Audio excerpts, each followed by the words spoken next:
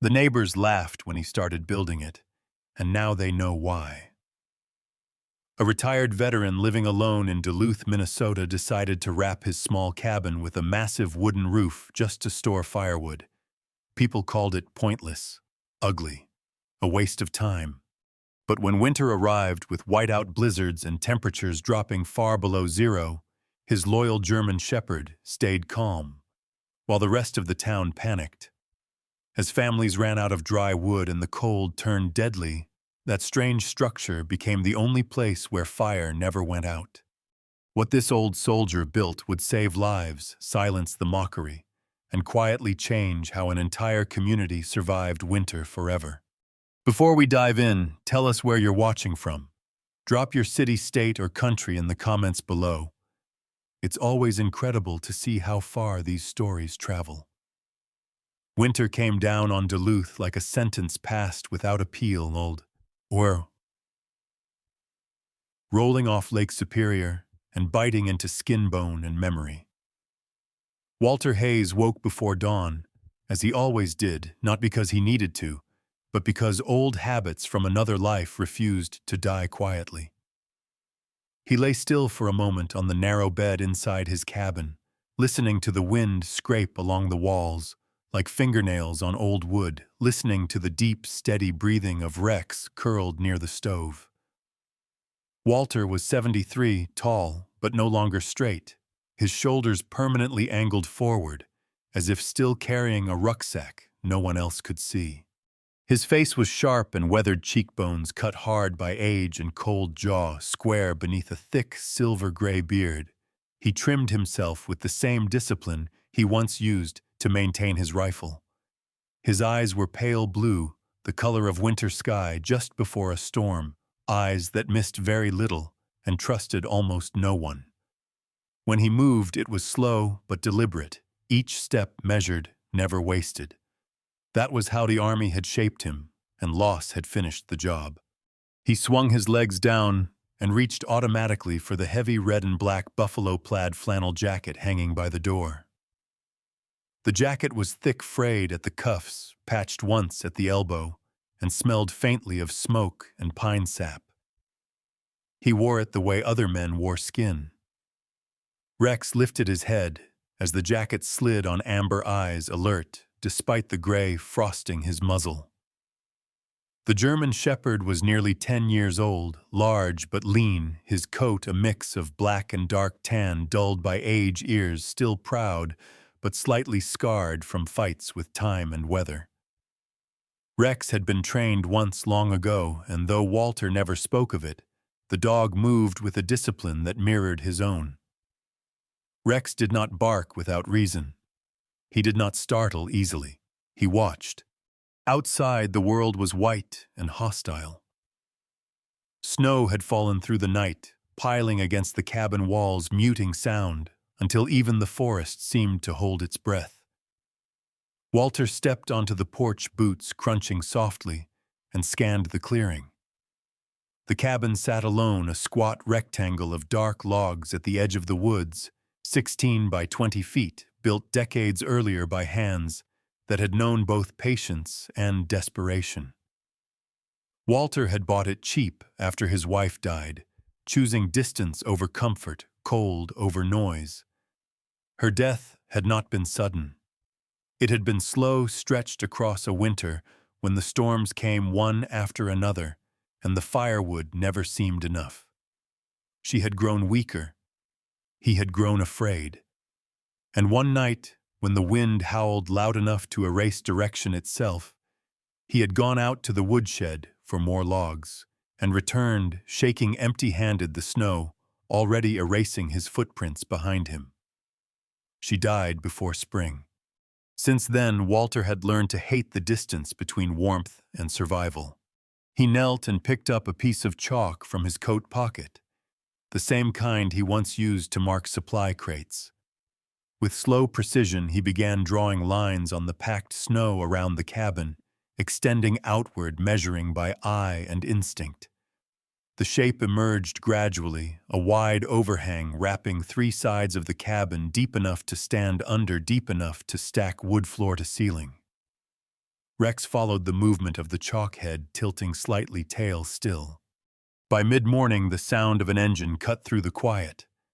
A pickup truck rolled into the clearing and stopped near the tree line. Out stepped Tom Bradley, a neighbor from half a mile down the road, broad-shouldered, thick-necked, his beard dark and untrimmed, his face permanently reddened by cold and whiskey. Tom was in his late 50s, strong in the careless way of a man who had never been truly tested by isolation. He stuffed his hands into his coat pockets and stared at the chalk lines.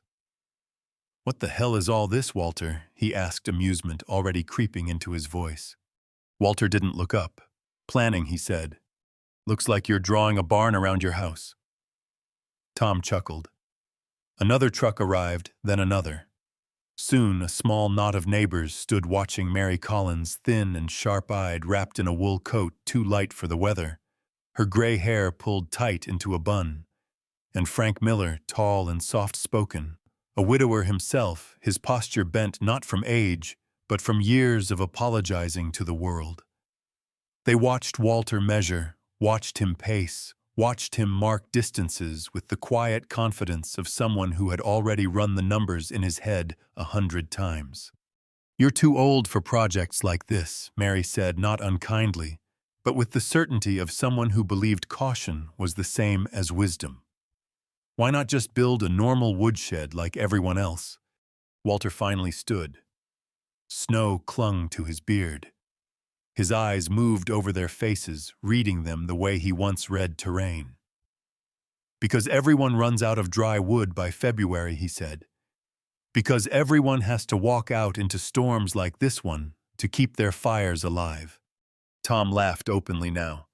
"So you're gonna put the woodshed right on top of your house?" "Attached," Walter corrected. "Close enough that I don't have to disappear into the snow to stay warm." They shook their heads. Someone muttered that it would look ridiculous. Someone else said the weight would cave the walls in. Frank didn't speak, only watched his eyes thoughtful, his lips pressed thin. Rex let out a low sound from his chest, not a growl, just a warning note, and Walter rested a hand on the dog's head without thinking. "Winter doesn't care how things look," Walter said quietly. "It only cares what fails first." The laughter faded into awkward silence, and one by one they left trucks crunching back down the road, their doubts trailing behind them like exhaust. Walter stood alone again, chalk dust on his gloves, snow thickening in the air. Inside his chest, something old and tight stirred. He knew this feeling. It was the same one he had felt before missions, when everyone else thought the plan was unnecessary or excessive. Overprepared, they used to call him, until things went wrong. Rex nudged his leg warm and solid. Walter looked down at the dog and allowed himself a thin smile. "They'll laugh," he said more to himself than to Rex. "That's fine." Laughter burns faster than wood. He turned back to the lines in the snow, already seeing the structure rise in his mind, already hearing the silence of storms broken only by steady fire. He did not need approval. He had learned long ago that survival rarely came with applause. The wind rose after sunset, not suddenly, but with the patience of something that knew it would win, eventually pressing itself against the cabin walls until the logs creaked and sighed like tired men shifting in their sleep. Walter Hayes sat at the small wooden table near the stove, the lamp casting a yellow circle of light that barely pushed back the darkness. Outside that circle lived memory. Inside it lived discipline. He sharpened his axe slowly, the whetstone moving in steady arcs. Each scrape measured, each sound familiar enough to calm him. Rex lay at his feet, long body stretched along the warm floorboards. One ear half lifted, listening to the wind, the way Walter listened to his own thoughts, without panic, without sentiment, only assessment. The storm carried him backward in time, the way winter always did. He remembered another cold, sharper than this one, the kind that sliced through layers of wool and skin and went straight for the lungs. Korea, 1951. Mountains turned white and silent snow swallowing sound and direction. Walter had been 23, then tall and lean, his face still smooth, his beard only a shadow. He shaved every morning by instinct, even when there was no mirror. He had been a corporal responsible for men barely younger than himself, boys with trembling hands and bravado that froze as fast as sweat on their backs. He remembered marching through whiteout conditions, the world reduced to boots ahead of him, and the breath in his chest. One wrong turn, one step too far from the column, and men vanished. Not shot, not blown apart, just gone, erased by cold and disorientation. That was the lesson the army burned into him, without ever writing it down. Distance kills, exposure kills, hesitation kills. Rex shifted, lifting his head as the stove popped. Walter rested the axe aside and wrapped both hands around a chipped enamel mug. The heat seeped slowly into his fingers, stiff with age and old injuries. His knuckles were thick, scarred, the hands of a man who had carried weight most people never saw. He stared into the steam and thought of Sarah. Sarah Hayes had been small, barely 5'3", with a frame that looked fragile until you noticed how efficiently she moved through the world. Her hair had been light brown, almost blonde in summer, always escaping the braid she tied every morning. Her skin had been pale and freckled, quick to burn, slower to age. She laughed easily, but not foolishly, and when she looked at Walter, she did so with a steadiness that unnerved him more than any officer ever had. She had married him knowing exactly what she was taking on a man who slept lightly, who scanned rooms without meaning to, who could never fully leave winter behind. She had accepted that with a quiet grace that made him love her harder and fear losing her more than he ever feared death. The winter she died had been relentless. Storm after storm. Snow piled so high against the woodshed that the door became a rumor. Walter remembered that night with cruel clarity, the wind roaring loud enough to swallow. Thought the fire burning low, Sarah's breathing shallow and uneven. He had pulled on his boots and coat without speaking, because there was nothing to say that mattered. He had walked out into the white, convinced it would be seconds, maybe a minute. Instead, the world dissolved. The shed was there, and then it wasn't. The cabin light vanished. Direction ceased to exist. He found his way back, eventually, empty-handed, hands numb, heart pounding with a fear that tasted like metal. By morning, Sarah was gone. The doctor later said it was her heart weakened by illness. Walter knew better. The cold had finished what distance started. That was why the chalk lines mattered. That was why the laughter didn't. Walter pushed back from the table and stood joints, protesting but obeying. He stepped to the door and opened it just enough to feel the storm press against him, cold and eager. Snow blew sideways, stinging his cheeks, finding every gap in his coat. Rex rose immediately, stepping close, solid and ready. Walter closed the door again and leaned his forehead briefly against the wood, a gesture so small it barely counted as weakness. The next morning came gray and heavy. The storm had eased, leaving behind a silence thick enough to press on the ears. Walter worked without ceremony. He measured again, paced again, this time driving wooden stakes into the frozen ground to mark where posts would stand. Rex followed, occasionally stopping to sniff the air, tail low but relaxed. By noon, another truck arrived. This one belonged to Frank Miller. Frank was taller than Walter, though slouched as if apologizing for it. His hair iron gray and thin, his face long and gentle eyes the color of wet stone. He had lost his wife 3 winters earlier and had never quite forgiven himself for surviving. "You're serious about this," Frank said, looking at the stakes. Walter nodded. Serious enough to finish it. Frank studied the layout, hands shoved deep into his coat sleeves. "People don't like things they don't understand," he said quietly. "Makes them nervous." them. Walter gave a humorless smile. Nervous keeps you alive. Comfortable gets you buried. Frank exhaled through his nose, a sound halfway between a laugh and a sigh. If you need an extra set of hands lifting beams, I can help. I'm not as strong as I used to be, but I show up. That's enough, Walter said. He meant it. Frank nodded once, relieved, and left without another word. Later that afternoon, a woman Walter didn't recognize stopped at the edge of the clearing. She introduced herself as Ellen Price, newly moved from Wisconsin, mid-40s, tall and angular, her dark hair streaked with premature gray and tied back in a practical knot. Her face was sharp, inquisitive eyes, always calculating angles and costs. She watched Walter work for several minutes before speaking. "My husband says you're building something strange," she said. Walter glanced up. Most useful things look strange at first. She considered that, then nodded. That's what my father used to say. She didn't stay long, but when she left, she looked back at the stakes with a different expression than the others had worn, less judgment, more curiosity.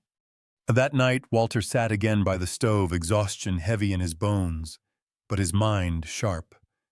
The plan was no longer just memory and resolve.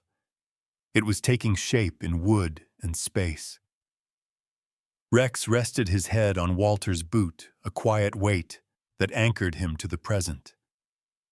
Walter stared into the fire and thought of the men he'd lost, the wife he couldn't save, the winters that had taught him the same lesson over and over again. Survival wasn't bravery. It wasn't pride. It was preparation. And tomorrow he would start cutting trees. Summer arrived without ceremony, the way it often did in northern Minnesota, sliding in between lingering frost and sudden heat, bringing long daylight hours that stretched like permission. While the town of Duluth filled its calendar with modest festivals, weekend barbecues, and lakeside gatherings meant to forget how brutal winter could be, Walter Hayes stepped into the woods each morning with an axe on his shoulder, and Rex pacing faithfully at his side. The forest behind the cabin was dense with spruce and pine trunks, straight and tall, the kind of timber that had endured decades of snow load and wind shear. Walter chose his trees carefully, running a palm along bark, checking for twist and weakness, reading the grain the way other men read weather reports. Age had slowed his stride but sharpened his judgment. He cut only what he needed, never rushing, never apologizing to the forest, but never wasting it either. Rex stayed close, his dark coat already shedding winter thickness, his tongue lolling slightly in the warmer air, amber eyes alert to every sound. When the axe fell, it fell clean, the impact echoing through the trees like a distant drumbeat, steady and unhurried. Walter worked alone most days, and that was how he preferred it. Solitude had become a kind of language for him, one he spoke fluently. He felled trees in the early morning before the sun climbed high enough to sap strength, then spent afternoons stripping bark and stacking logs to season. His hands moved with practiced economy muscles, remembering motions his mind no longer needed to command. Each log was cut to length squared and set aside according to purpose. Posts in one stack, beams in another. Smaller timbers neatly lined like soldiers awaiting orders. Rex watched from the shade, occasionally rising to investigate a new pile, his tail sweeping the air, slowly, content but vigilant.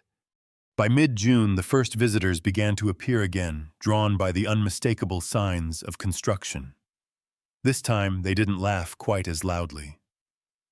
A pair of younger men from town stopped by one afternoon, brothers named Kyle and Mark Jensen, both in their late 20s, broad-shouldered and sunburned, with the restless energy of men who had never lived through a winter that truly frightened them.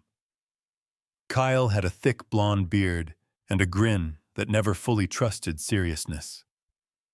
Mark was quieter, clean-shaven eyes constantly darting, as if measuring how close he stood to responsibility. They leaned against their truck and watched Walter set a post footing with stone and gravel.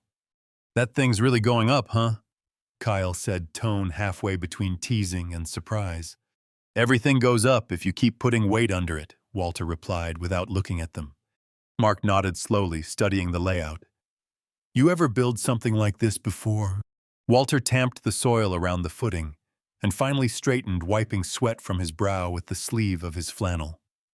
His beard was damp, his face flushed, but his eyes were steady. I've built things that had to hold under worse conditions than snow, he said. The brothers exchanged a look, unsure whether to ask more. Rex let out a short bark, sharp and decisive, and the conversation ended. They left soon after, laughter softer this time, curiosity beginning to edge out mockery. As July deepened, the structure began to rise. Walter set the first posts alone, bracing them with temporary supports, checking plumb and level with an old carpenter's eye that trusted itself more than any modern tool. When the time came to raise the heavier beams, Frank Miller appeared without being asked. He arrived early one morning, his tall frame casting a long shadow across the clearing, his face already lined with sweat and resolve. Frank wore a faded denim shirt, buttoned to the collar. Despite the heat, his gray hair plastered flat against his head. He didn't talk much as they worked, and Walter appreciated that. Words like materials should be used only when necessary. Together they lifted and set the beams. Muscles straining. Breath controlled the work, done slowly enough to avoid mistakes and quickly enough to avoid injury. Rex hovered nearby, ears pricked occasionally, whining when the beams creaked overhead, as if warning them of danger only he could sense. By late afternoon, Ellen Price arrived carrying a jug of water and 2 tin cups. She had changed since Walter first saw her weeks earlier. The sharpness in her eyes remained, but there was something else there now, a respect born of watching effort rather than imagining failure. She was tall and lean, her posture straight, her movements efficient. A woman used to solving problems instead of discussing them endlessly. She handed Walter a cup without ceremony. Looks sturdier than most things people talk themselves out of, she said. Walter took the water, nodding once in thanks. He did not argue. He didn't need to. The beams spoke for him. August came hot and dry, the kind of summer people forgot to appreciate because they assumed it would always return. Walter laid the raised flooring beneath the emerging roof, setting it high enough to allow air to circulate, low enough to keep the stacks of future firewood protected. Every measurement had a reason. Every gap served a purpose. He worked until his shoulders burned and his hands blistered, then worked some more wrapping tape around raw skin and continuing anyway. Rex adapted to the rhythm, resting during the hottest hours, then rising with renewed energy as the day cooled occasionally, bringing Walter a dropped glove or standing squarely between him and falling debris like a silent sentry. Rumors spread through town, changing shape as they traveled. Some said Walter was building a fortress. Others said he'd finally lost what little sense he had left. A few said nothing at all, which was how respect usually announced itself in small communities. One evening, Mary Collins passed by and stopped longer than she had before. She watched the sloping roof take form, the angle precise, the lines clean. Her thin face softened just a fraction. "You're serious about this lasting," she said. Walter tightened a bolt and nodded. Lasting is the whole point. She pursed her lips, then surprised him by saying nothing else.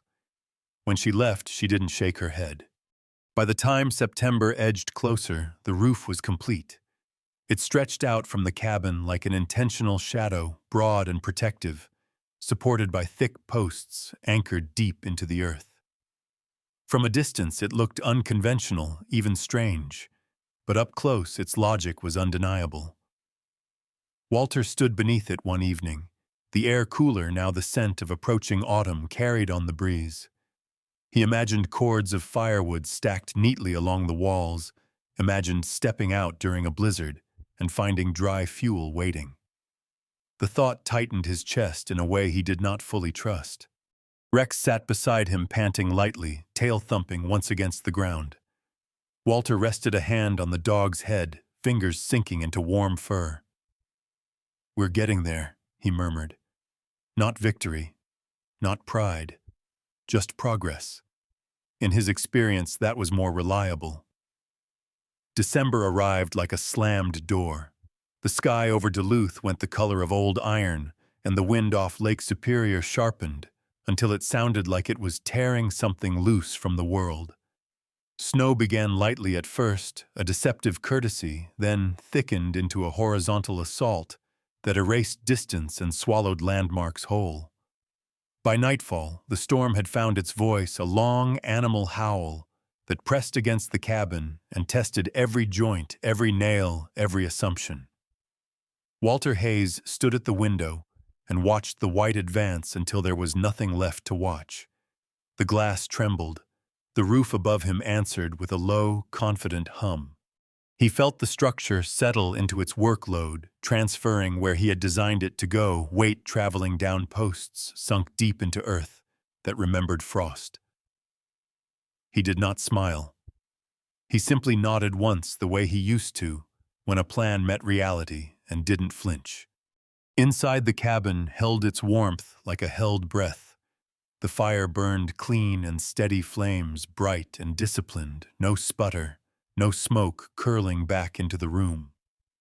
Rex lay stretched along the hearth rug, his old bones eased by heat, chest rising and falling with a slow, even rhythm. The German shepherd's coat had dulled with age, the black softened to charcoal, the tan to a tired gold, but his eyes were sharp as ever, tracking the sounds of the storm with professional interest. When the wind roared, his ears tipped forward. When the roof answered, he relaxed again. Walter stepped into his boots, pulled on his flannel jacket, and opened the door. The cold tried to bite him immediately, but it was a weak attempt, blunted by design. 3 steps. 4. He was under the extended roof where the snow slid past in clean sheets and shattered harmlessly on the ground beyond. The stacks of firewood stood dry and orderly grain, pale and clean, the scent of resin, and summer trapped in the cut ends.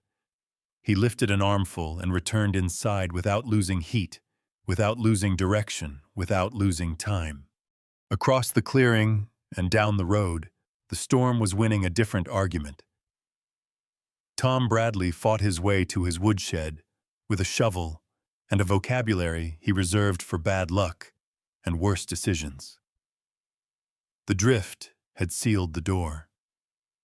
When he finally broke through, the sight inside made his stomach sink.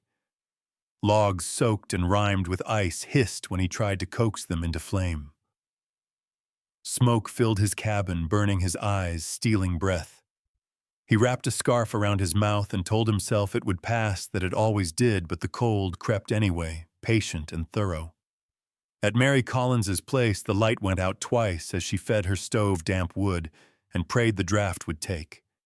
Her thin hands shook as she stacked what little dry fuel she had left, counting pieces like days.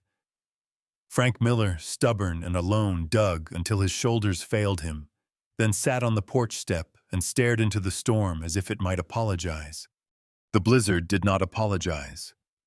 It settled in. Day followed night without edges. Wind hammered.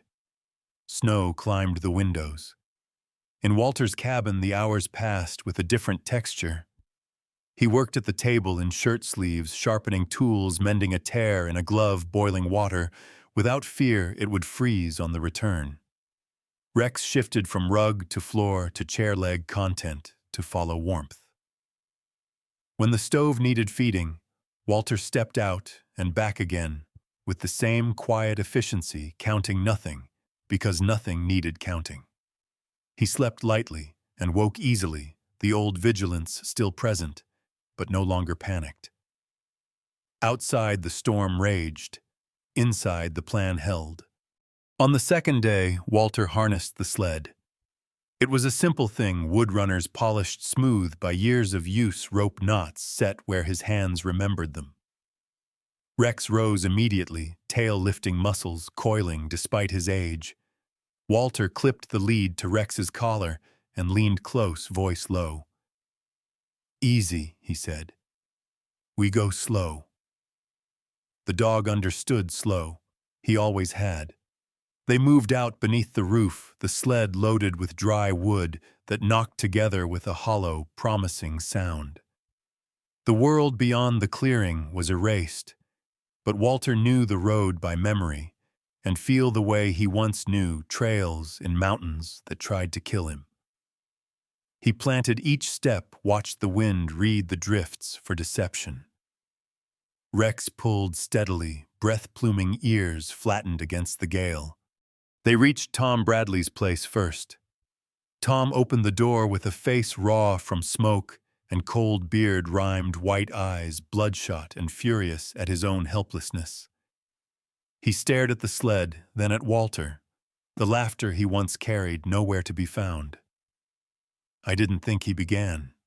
"You don't have to," Walter said, already unloading. "You just have to burn this." Tom's hands shook as he took the wood, the heat of it dry heat, honest heat already changing the room. He tried to speak again and failed. Walter nodded once and moved on. At Mary Collins's house, the door opened slowly. She stood there, small and rigid, gray hair escaping its bun face lined deeper than Walter remembered. Her eyes moved from the sled to Rex to Walter's face. "I was wrong," she said, the words stiff and precise like a tool she wasn't used to using. "Everyone is sometimes," Walter replied. He handed her wood until the sled was light. Mary's hands closed around his sleeve for a brief second, the pressure surprising and earnest. Then she released him and turned back inside, already feeding the fire like a woman who intended to survive. Frank Miller's place was last. Frank looked worse than the others, not because he lacked strength, but because he lacked company. His shoulders sagged with fatigue, his voice hoarse from smoke. He didn't argue or apologize. He simply made room and accepted help the way men learned to do too late. Walter stayed long enough to make sure the fire caught clean, then stepped back into the storm. By the time Walter and Rex returned to the cabin, the blizzard had begun to tire itself out. The wind lost some of its cruelty. The snow fell straighter. Inside, the warmth welcomed them without ceremony. Rex collapsed near the stove sides, heaving tail thumping once against the floor. Walter removed his jacket, hung it by the door, and fed the fire again. He stood there for a moment, listening to the quiet confidence of combustion, the sound of design paying rent. When the storm finally broke, it did so without announcement. The sky cleared to a brittle blue, and the sun revealed a landscape resculpted by force. Neighbors emerged slowly, blinking, measuring losses. They looked toward Walter's place with different eyes now. No one laughed. No one made jokes. A few raised hands in greeting. One or two nodded with something like gratitude and something like awe. Walter acknowledged them all the same way, briefly, without ceremony. He had not built the roof to teach a lesson. He had built it to end one. Spring did not arrive with celebration. It came the way it always did in the north, reluctant, uneven, testing patience. Snow lingered in the shadows long after the sun learned how to climb again, and the ground released itself from ice one cautious inch at a time. Walter Hayes noticed the change first in the sound of the mornings. The wind lost its knife edge. The lake breathed instead of roared. Inside the cabin, the fire burned less often, but when it did, it burned just as clean. The extended roof stood unchanged, bearing the last of winter's scars, with quiet dignity. Rex, now stiff in the mornings, rose more slowly from the hearthrug, stretching long legs that had once carried him through storms without complaint. Age had made him deliberate, not weak. Walter recognized the difference. The town began to move again. Doors opened. Trucks rolled. People ventured farther than necessity. With the thaw came memory, and with memory came questions. They started small, as questions always do when pride is involved. Tom Bradley stopped by one afternoon pretending to return a borrowed shovel he hadn't actually borrowed. He stood under the roof and looked up, running a hand through his beard now neatly trimmed. "You ever worry about snow load on this pitch?" he asked, voice careful, respectful. Walter pointed to the angle without looking up from the split log he was stacking. "Steep enough to shed. Strong enough to hold what doesn't slide." Tom nodded, absorbing the answer, like a man learning a new language. Frank Miller came next this time with a notebook tucked under his arm. He had shaved since the storm, his face looking younger for it, eyes steadier. He asked about spacing between posts, about airflow under stacked wood. Walter answered plainly, never more than needed. When Frank left, he left with measurements, not embarrassment. Mary Collins appeared a week later with a tin of cookies that tasted of apology and sugar. She did not ask questions. She simply stood beneath the roof, watched the way Walter stacked the last of the seasoned wood, and said, "It's sensible." In her vocabulary, that was praise. By late April, the idea had taken on legs of its own. 2 houses down the road sprouted posts. Another extended a shallow roof along a single wall. People argued over angles and materials in the feed store the way they used to argue about weather. Walter listened when he passed through town for supplies, but he did not participate. He had never cared much for consensus. One morning, a boy showed up at the edge of the clearing, hands shoved into the pockets of an oversized jacket. His name was Daniel Price Ellen's nephew, 19 years old, tall and narrow, with a face still unsure what it would become.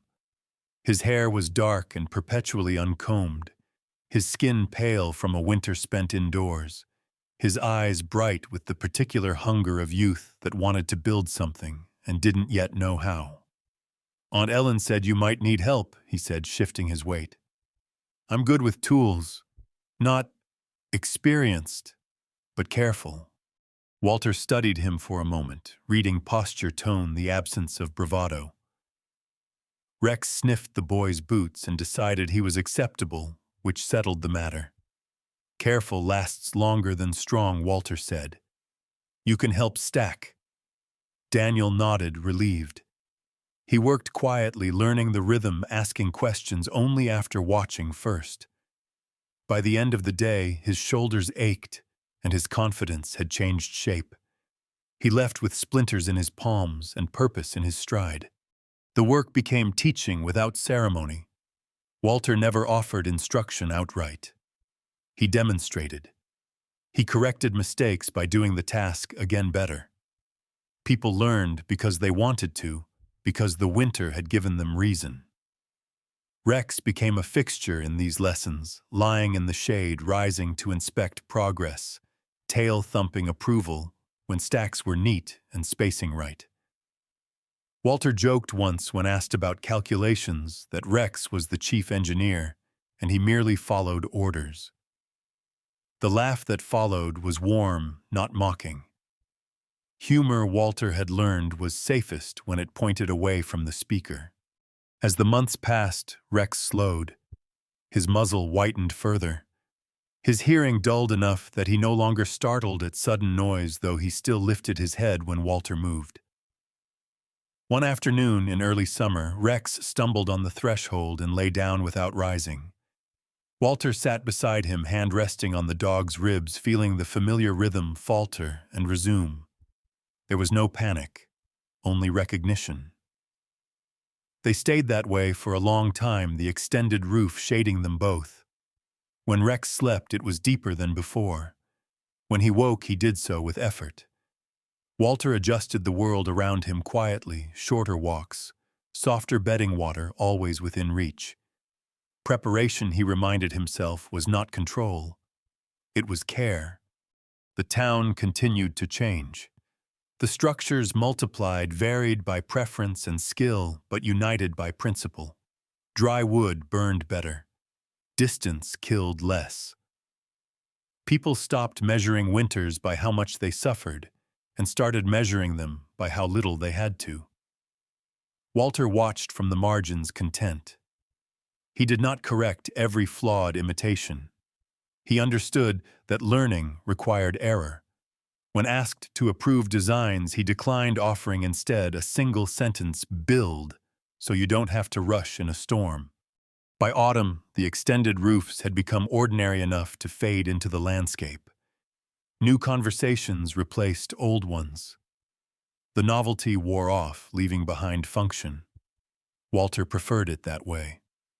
One evening, as the light slanted low and the air cooled again, he sat beneath his roof and looked out at the clearing. Rex lay beside him, breathing shallow but steady. Walter rested his hand on the dog's shoulder and felt the warmth there, a constant he had not known he relied upon until it threatened to change. Winter returned as it always would. It came quieter this time, without announcement, and it found a town better prepared to meet it. Fires burned cleaner. Paths were shorter. People slept without listening for failure. Walter fed his stove and listened to the sound of good combustion, the honest work of wood doing what it was meant to do. He thought of Sarah, of the distance that had taken her, and felt the old ache soften at the edges. He had not saved her. He had learned from her. When Rex finally failed to rise one cold morning, it was beneath the roof, out of the wind, the world arranged to be kind. Walter sat with him, speaking softly, fingers tracing the familiar lines of muscle and bone. There was grief, sharp and clean, and there was gratitude. He buried Rex where the morning sun reached first, close enough that the snow would never pile too deep. The roof watched over the ground, doing its quiet work. Years later, fewer than Walter had once hoped, more than he had once expected, the roof still stood. Wood was replaced as needed. Posts were checked. The design remained. People forgot who built it first, and that was fine. The idea did not need a name. It needed only to be used. On winter nights, when the wind rose and the snow pressed close, the town answered with light and heat, and no one laughed anymore. At the end of this story, what remains is not just a roof or dry firewood or a winter survived. What remains is a quiet reminder that sometimes the miracles we pray for do not fall from the sky fully formed. Sometimes God answers us with wisdom instead of rescue, with preparation instead of escape. Walter did not stop the storm. He listened, learned, and built before it arrived. And in doing so, he became the instrument of a miracle, not only for himself, but for everyone around him. In our own lives, we often wait for God to remove the cold, the hardship, the fear. But more often, He gives us insight, patience, and the courage to act while others are laughing. The warmth that saves us rarely appears in dramatic ways. It shows up as foresight, as discipline, as love expressed through action. Just like Walter's roof, faith is not always loud, but it holds when the storm comes. If this story spoke to you, let it be a reminder to look at your own life and ask, what small wise thing can I build today that might protect me or someone else tomorrow? Share this story with someone who might need encouragement. Leave a comment telling us where you're watching from and what lesson this story gave you. And if you haven't already, subscribe to the channel so these stories can keep reaching hearts across the world. May God bless you, keep you warm in every season, and guide your hands and your heart before the storms you cannot yet see. Amen.